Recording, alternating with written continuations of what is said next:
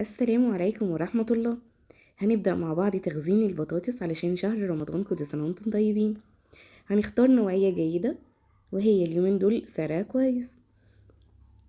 هنجيب الكمية اللي احنا عايزينها ونتأكد ان هي ما فيهاش مية خالص او فيها رطوبة، وهنبدأ نرصها في كرتونة وهننزل عليها بمعلقتين من النشا، بالظبط كده نشا بتقعد معنا من شهرين ل3 من غير ما تزرع او تترك.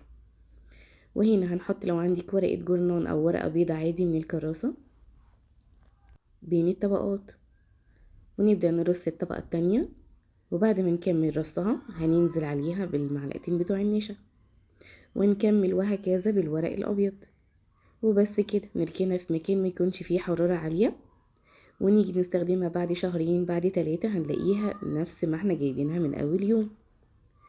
أما بقى في البطاطس مقرمشة مش قادرة اوصف لكم جمالها.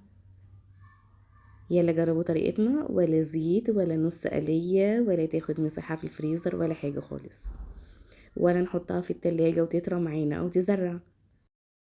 يلا جربوا الطريقة بتاعتنا وقولوا لنا رأيكم فيها ايه. وهنا بقى ده شكلها بعد ما قليناها، مقرمشة ولونها فاتح جدا ومش شاربة زيت خالص.